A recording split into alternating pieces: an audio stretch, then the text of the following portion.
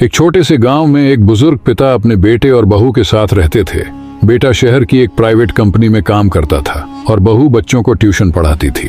दोनों सुबह से शाम तक इतने व्यस्त रहते कि घर का आंगन जहां पिताजी बैठे रहते थे अब सन्नाटे से भर गया था।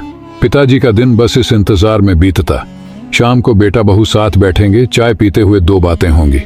पर वो पल कभी आता ही नहीं था। कई बार पिताजी प्यार से कहते, बेटा शाम की चाय मेरे साथ पी लिया कर।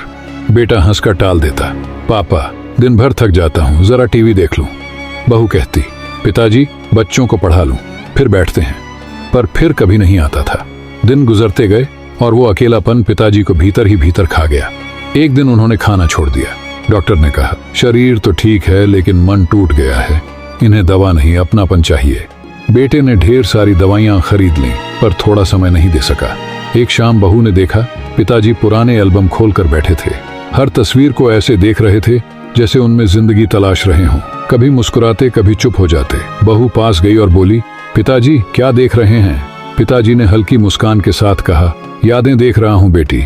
वो दिन जब घर में सब साथ बैठते थे, हंसी गूंजती थी, बातें होती थी। अब वो सब बस इन तस्वीरों में ही रह गया है। उस पल बहू की आंखें भर आईं। वो उठी, चाय बनाई और पिताजी के पास जाकर बोली, पिताजी आज से हर शाम की चाय मैं आपके साथ पीऊंगी और हर दिन एक नई याद बनाऊंगी। इतना सुनते ही बेटा भी पास आ गया। धीरे से बोला, पापा आज से टीवी बाद में देखूंगा, पहले आपकी बातें सुनूंगा। पिताजी की आंखों में चमक लौट आई, जैसे बरसों बाद मन को अपनी जगह मिल गई हो। कभी कभी जिंदगी की सबसे बड़ी दौलत पैसा नहीं, बल्कि वो कुछ पल होते हैं जो अपने लोगों के साथ बिताए जाते हैं। क्योंकि जब वो पल चले जाते हैं तो यादें तो रह जाती हैं, पर वो लोग नहीं।